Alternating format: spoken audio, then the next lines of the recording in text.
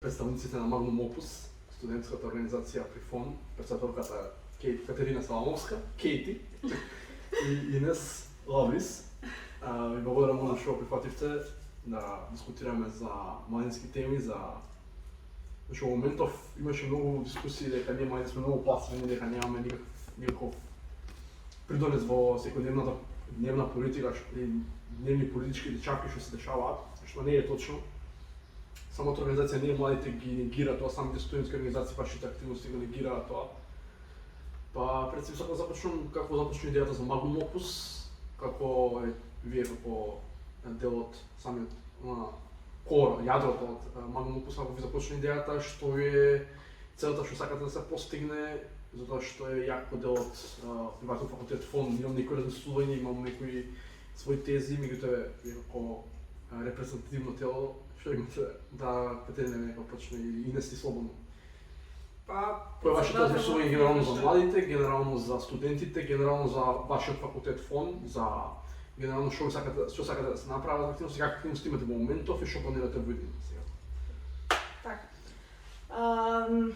Формирањето на Magnum Opus започна затоа што се појави потребата, нели, за да се формира една организација која ќе ги заштити пред се, промовира и напредува правата на студентите. Јас конкретно доаѓам на пример од средно приватно училиште, се запишав и на приватен универзитет и знам со каква дискриминација и предрасуди се соочуваат средношколците од приватен и студентите исто така од приватните универзитети. Ние сметаме дека сме еднакви со... Кои младите отприлика? Имаме некои знам што ми збориш отприлика, меѓутоа малку да што отприлика како дискриминација. Така, првен... Дека се плаќаме за да поминеме дека немаме учење, дека немаме знаење, меѓутоа никогаш тоа на пракса го нема воспоставено дали на вистина е така или не е така. Првен да почнеме од моабитите што постојат дека нели на ФОН конкретно на нас се паѓа само по скали.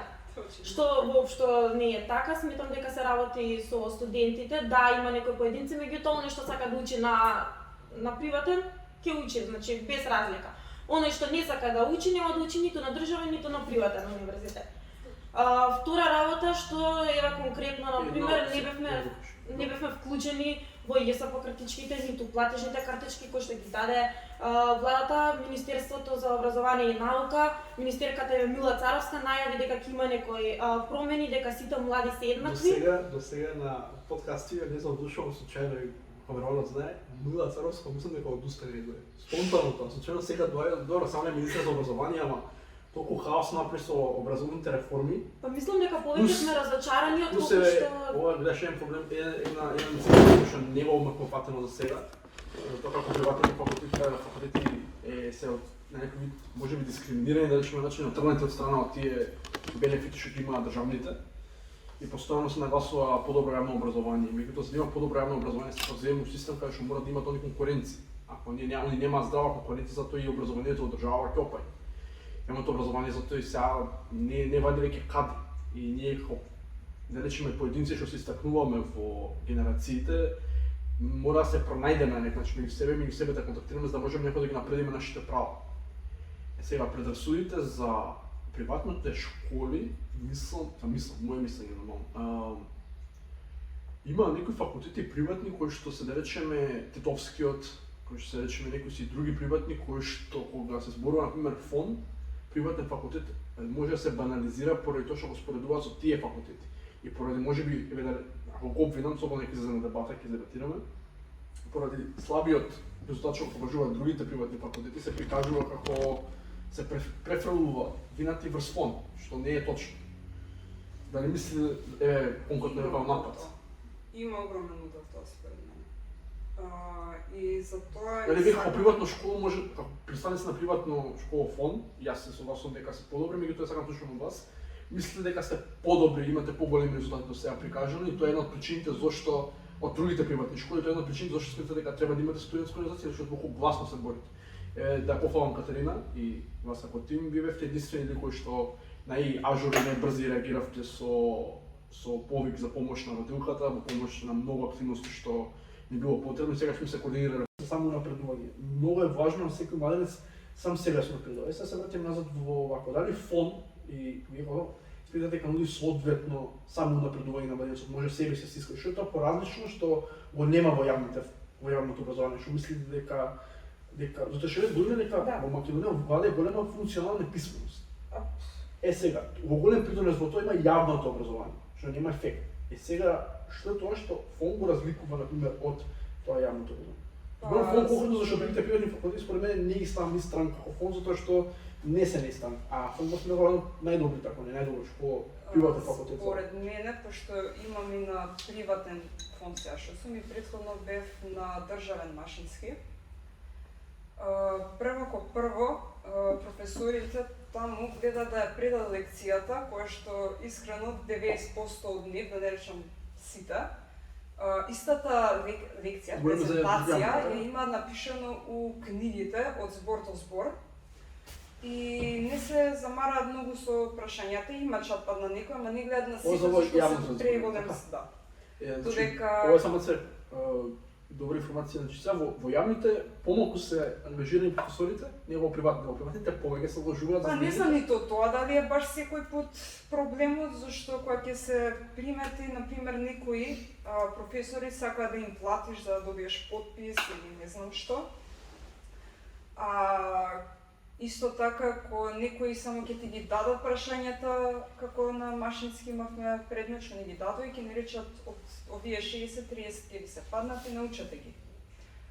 Тука, например, сега у фон, еве, например, ко професорката Катерина што ни беше, она сакаше на секој посебно да види од кај доаѓа, од кај што, кое му е мислењето, до каде и да го продолжи на правата насока, значи на неговиот талент, кај што му не да го мислиш тоа и тоа според, не знам, вака е правилото и само според тоа ќе одиш.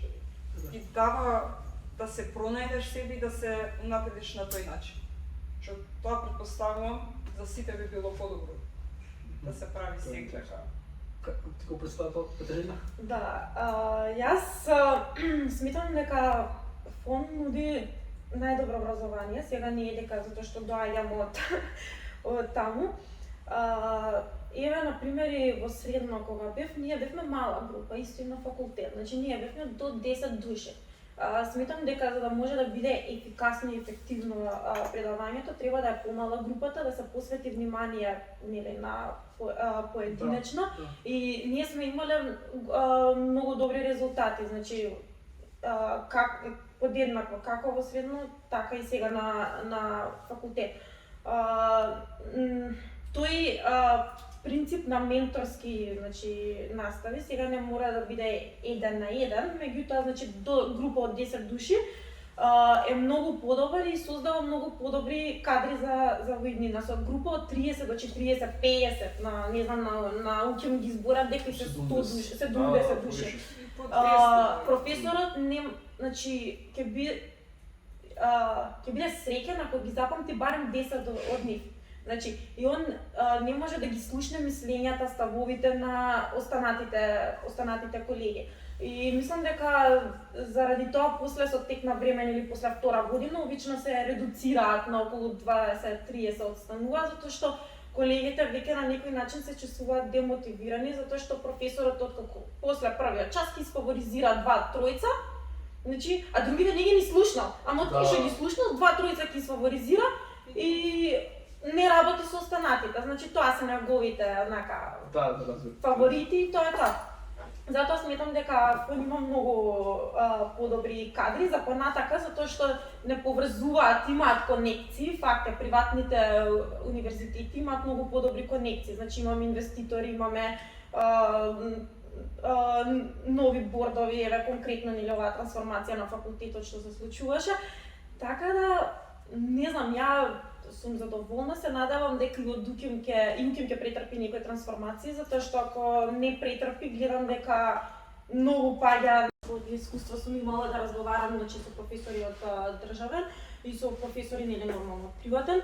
Можам да кажам дека конкретно за нашиот универзитет ние сме го имале за политичкиот факултет, шлагот. Значи најдобрите правници, најдобрите политиколози и политичари биле на фон, така што секоја прилика била искористена за атак врз нивната репутација, нивната професија. Како професори, како студенти или генерално? Првен за професори. Значи можам да кажам дека шлагот бил кај нас. Јас сум на правни, не знам точно кој предава се на политички. На политички, например, на Наружен го имавме. Да. Гордан Георгиев. Исто професорот Фрчковски, кој што се префрли од државниот, да беше толку добар државниот, зашто би се префрлил... Има добри професори, да речеме, кои што не се експонираат во јавност. Например, според мене Седефа Џапче е многу добра професорка според за право. Апсолутно. Исто можеме да зборите и за Зорица по трудово право. И има добри професори што може не се експонирани во јавноста, меѓутоа дали мислам дека можеби еден од минусите на фон е тоа што може не е предоволно промоција на тие професори што веќе ги има. Инес, кажи ни нешто за изложбата, што спомна Катерина за како се Значи, идејата и што воопшто не натера све да ја правиме, мора да се благодарам на председателот на Магнум Опус, прво. Заедно со уште некои колеги, како што е Маја Ацеска и останатите што може да ни помогнат на правење страната и на целиот евент од мултимедија и дизајн факултетот. И исто така имавме што ги промовиравте вашите дела од така од дизајн и мултимедија. Да. Значи решивме, пошто заради ситуацијава со ковидот, со вирусот, не можевме да ја направиме да биде со присуство, па моравме да најдеме друг начин преку онлайн изложба. И се решивме некако да внесеме и повеќе луѓе надвор од факултетот што исто така сакаат да помогнат на луѓе, као соработка да направиме. Видов нешто добро? Тука беа музичар, глумец, модел Давид Мука. Инфлуенсер, Исто така беше со уметничка што е од Шведска и исто така и од Македонија, Гордана Винчич и една што е како стилисткиња, со шминкање, со све супер одлично. Што ви беше темата во делата што ги прикажат? Во делата темата беше Моје тело, моје правила. Тоа сакавме да кажеме дека не треба да има прирасуди воопшто, пошто сепак Македонија малце поназад сме со одредени работи што се дешаваат во светот и се уште има негде дискриминација или размислувања овој вака изгледа, овој ова го носи, не е убаво тоа и тие работи, па сакавме да направиме удел некој дека не е важно тоа, туку важно е ти како си внатрешно повеќе. Значи сега за сега ќе работиме и планираме негде летото да направиме една ревија со студентите од ФОН што се и дизајнери, стилисти од ФОН. Со модели од Србија, некои тука што се попознати и така, и едно кратко филмче исто така планираме да снимеме. Stay tuned. Да, краткометражен филм за еден надправар што ќе биде во Лондон. Инаку, да, покрај ревијава, значи ќе имаме некои дополнителни активности. Јас можам да најавам за правно-политички, нови дебати, ораторски вечери, заедно со професорите, значи и со други во универзитети ќе ги повикаме да учествуваат. Некои испак имаме надпреварување, тоа нема да откривам повеќе детали. Да, и значи би сакала да ги повикам и другиве млади, значи без разлика дали се студенти на ФОН, УКИМ, дали доаѓаат од други државни приватни универзитети, доколку се заинтересирани најпрвен за волонтирањето, да ни се приклучат кон тоа, затоа што сепак нели ќе се работи со деца, значи едно поинакво искуство, ама одлично и за понатаму. И друга работа што сакам да повикам е на поголема свесност и активност кај младите, да се борат пред се, значи, за правда, да го кажат своето мислење, да имаат глас во општеството, да не бидат безгласни букови. И заедно мислам дека можеме да се избориме за правда за Јилди, затоа што верувам дека има повеќе такви случаеви и Јилди заслужува, значи да ја добија нели правдата. Младите се тие што може да направат некаква промена, да извршат некаков притисок врз надлежните институции, затоа што ако го оставиме надлежните институции, не сум сигурна дека ќе се реши случајот. Така да јавниот притисок мора да продолжи. Да, мора да продолжи, нека не се плашат, нека се вклучат малку нека бидат поагресивни, затоа што не се знае дали може би во иднината би биле на другата страна. Да, на другата страна. Многу активности имате направено. И донации имате нешто за лаптоп и дополнително имате сега и волонтирања во... Да, па тоа кој сака да се приклучи од младите, волонтираме работиме со дичиња со попреченост. Браво. Значи различни се, имаме и едукативни работилници, а и со спорт, значи пошто јас на пример сум исто тренер по пливање, идеме на базен, работиме со нив, вклучени се и оние, значи треба да се третираат нели како еднакви, односно ги промовираме и таа инклузија што треба.